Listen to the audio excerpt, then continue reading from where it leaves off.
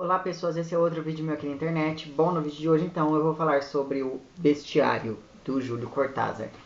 Esse livro então foi o primeiro livro que o Cortázar lançou em 1951 e ele traz 8 contos aqui.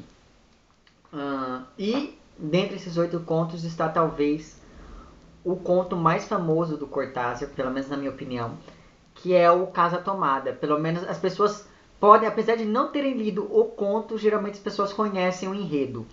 Que é a história então de dois irmãos que moram em um casarão e um dia o irmão chega para a irmã e diz: olha, tomaram a sala de jogos. E daí eles vão e trancam aquela porta da sala de jogos. Aí no dia seguinte ele fala: olha, tomaram a, sei lá, a biblioteca. Eles vão e trancam a biblioteca. Olha, tomaram o escritório. Eles vão e trancam o escritório.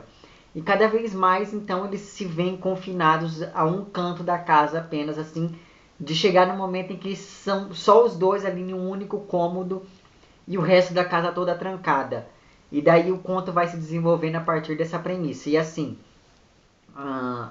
uma coisa interessante ou revoltante a respeito desse conto é que em momento nenhum eles se perguntam o que diabos tomou a casa. E assim, além deles não se perguntarem, eles não fazem nada para recuperar essa casa de volta.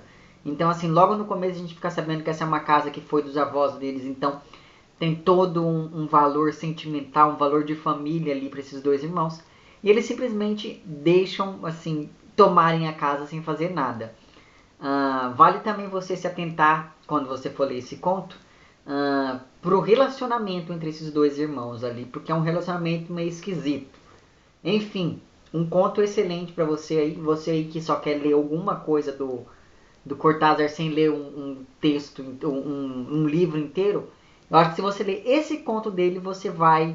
É impossível você ler esse conto dele e falar, não, não quero mais ler nada desse cara. Enfim, o segundo conto do livro também é um conto bem famoso do Cortázar. Geralmente está em antologia de contos de mistério, de loucura e coisas do tipo, que é o Carta a uma Senhorita em Paris, que é a história então desse narrador que está escrevendo uma carta para uma amiga que mora em Paris, e ele está se desculpando nessa carta por ter estragado o apartamento dela, porque ele foi morar no apartamento dessa amiga em Buenos Aires. E por que ele estragou esse apartamento dela? Porque um belo dia ele estava indo para casa e de repente ele vomitou um coelho. E assim, simplesmente sem qualquer explicação. Ele inclusive chega a dizer que isso sempre acontecia com ele, mas não com tanta frequência. Porque a partir do momento em que ele vomitou esse primeiro coelho, todos os dias ele vomitava um coelho a mais.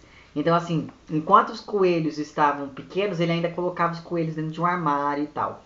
Mas eles foram começando a crescer, então eles começaram a arruinar a casa, roer os livros, quebrar os móveis e coisas do tipo. Enfim, outro conto também muito bom. Assim como é muito bom também o Ônibus, que é o quarto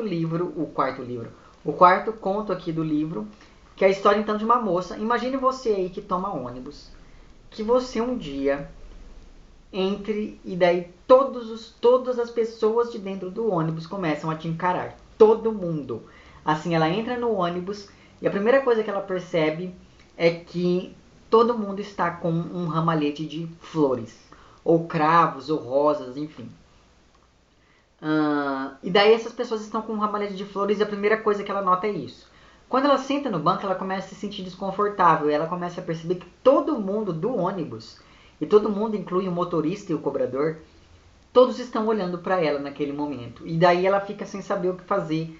E daí entra um outro rapaz no ônibus. E esse outro rapaz passa a ser observado também. E eles tentam fazer alguma coisa ali para resolver essa situação, ou pelo menos para descobrir por que eles estão sendo observados.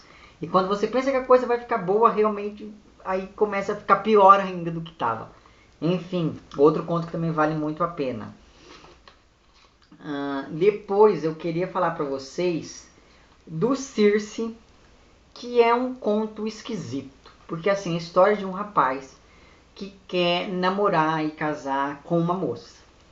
E daí, quando ele está então ali cortejando ela, ele descobre que todos os noivos dela morreram. Assim, depois que eles pedem a mão dela em casamento, passa um tempo, eles morrem.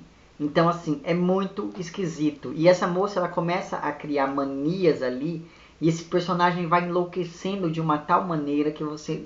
Enfim, é um conto muito bom. E, assim, é muito real. Porque, assim, não existe um motivo X para eles terem morrido. É simplesmente uma coincidência muito esquisita o fato de 3 pessoas que noivaram com essa moça terem morrido. Enfim, eu não vou falar para vocês o que aconteceu, mas bom, enfim. Outro conto sobre loucura aqui desse livro é o Longínqua, que é o 3º conto. Que assim, é um conto que eu vou confessar para vocês que eu demorei um pouco para captar a mensagem. Porque assim, então vai falar, ele vai trazer algumas páginas do Diário de Alina Reis. Reis, na verdade. E sei lá, esse nome aqui, ó. Não sei se vai dar para vocês enxergarem. Enfim. E daí, nesse diário, essa Aline vai começar a falar... Alina, quer dizer, vai começar a falar, então, sobre uma moça chamada Longínqua. E assim, no começo, eu pensei que essa Longínqua fosse um personagem que ela criou. Aí depois eu pensei, não, essa personagem é ela mesma. Só que coisas vão acontecendo no conto que fazem você duvidar da sanidade dessa moça. E assim, eu não vou falar o que acontece, mas é muito esquisito algumas coisas que acontecem aqui nesse conto. De modo que é aquele tipo de conto que você lê e fica... Ué, por quê? Como? Aí você volta e lê de novo com mais atenção. E pelo menos pra mim, começou a fazer sentido a partir da 2ª leitura. Porque eu li umas 4 vezes. Para poder me dar por satisfeito. Enfim, ele me lembrou bastante um conto do Borges chamado O Outro. Que eu não vou falar para vocês o que acontece no conto, senão estraga esse conto aqui. Mas enfim, se você já leu O Outro e gostou, leia o Longínqua e vice-versa, tá? Enfim, outro conto muito bom também. Assim como o conto que fecha aqui o livro, que é o conto Bestiário mesmo, que vai falar um pouquinho então da história da Isabel. O conto começa então no momento em que a mãe da Isabel recebe um telefonema convidando essa menina então para passar as férias de verão numa casa de campo de uma família amiga lá. Enfim, essa menina sempre foi para essa casa e assim, logo no começo esse conto já começa a dar um nó na sua cabeça, porque assim, quando o narrador diz que ela recebeu esse convite, ele começa a misturar, através do monólogo interior que ele insere aqui dentro da narrativa, ele começa a misturar o que é lembrança, o que é antecipação e o que está acontecendo. Então, assim, demora um pouco para você perceber que ela está ora se lembrando, ora aquilo está acontecendo de fato, ora ele está antecipando o que poderá acontecer ali durante a viagem. Enfim, o fato é que ela vai então para essa casa e quando ela chega, tem uma cena de um jantar. E assim, nesse jantar então a gente vai ficar sabendo um pouquinho dos costumes desta família, que é a família Fannis, se não estou enganado. Enfim, assim, ela foi para essa casa porque lá tem um rapazinho chamado Nino, que é 2 ou 3 anos mais velho do que ela. Mas assim, os dois ainda são crianças, para que eles pudessem brincar. Bom, o fato é que quando essa menina entra ali dentro dessa família e começa a observar os costumes dele, a gente vai descobrindo uma coisa X sobre essa família, sobre essa casa em que essa família mora. E eu vou ter que falar porque eu não vou me aguentar. Assim, essa família ela tem um sistema de segurança muito forte dentro da própria casa. Porque dentro da casa deles mora um tigre. E assim, não pergunte o porquê desse tigre. Simplesmente está o tigre lá. E essas pessoas ficam ali tentando se esquivar desse tigre o tempo inteiro. Então, sempre eles se dividem em grupos para que um grupo fique tomando conta do tigre, enquanto o outro vá, por exemplo, da sala para a cozinha. E depois da cozinha para a biblioteca. Depois da biblioteca para o banheiro. Sabe? Porque o tigre ele fica vagando pela casa e você fica ali nessa agonia, porque você não sabe se eles vão dar de cara com o tigre ou não.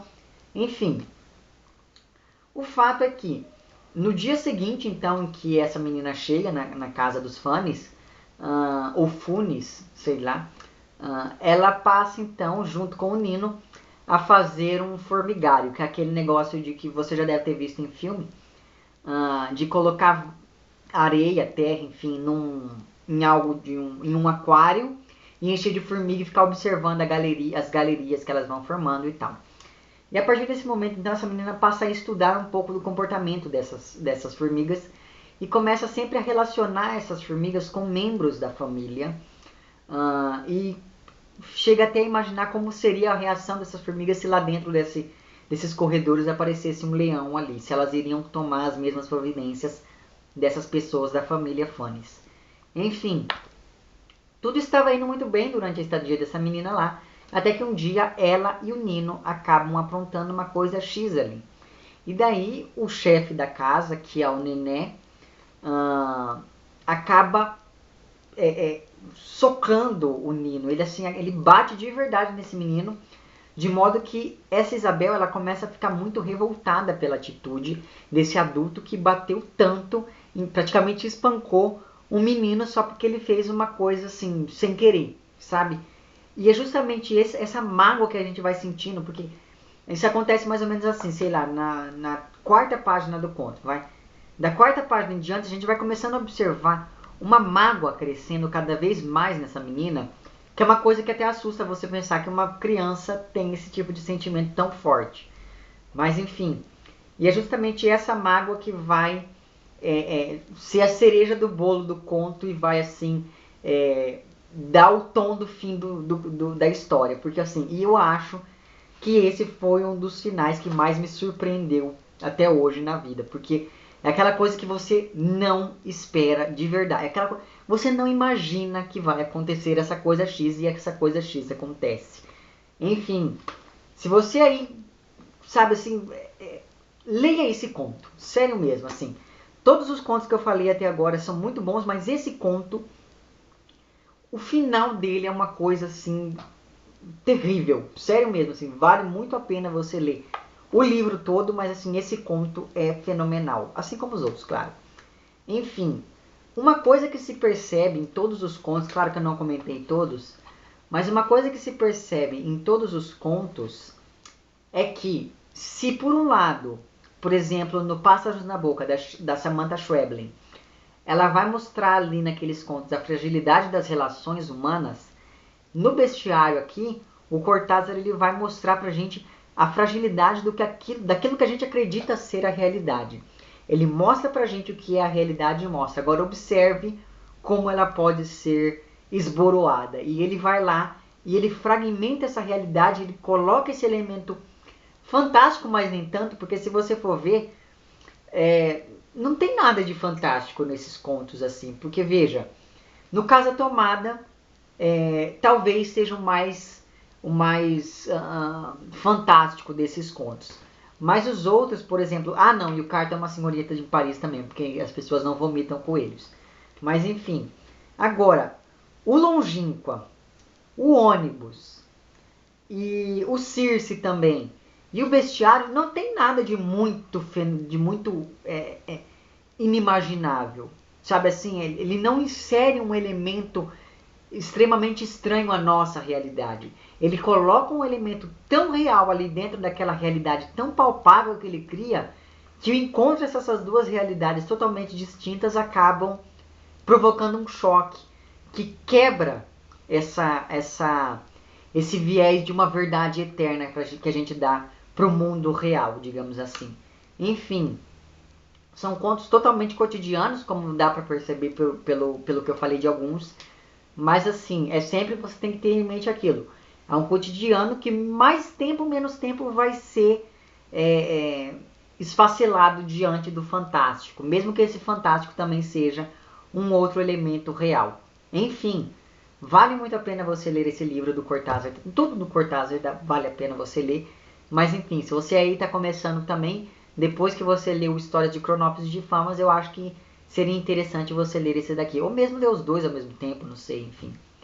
É isso então. Se você gostou desse vídeo, não esqueça de curtir e de compartilhar. Caso não tenha gostado, não esqueça de dizer lá embaixo por que não gostou. Se você está inscrito no meu canal, muito obrigado pela sua inscrição. E caso não esteja inscrito, se inscreva também lá embaixo. E se eu encontrar alguns desses contos, eu vou deixar o link lá embaixo para vocês lerem também, tá bom? É isso então, um abraço pra vocês todos, até o próximo vídeo. Tchau!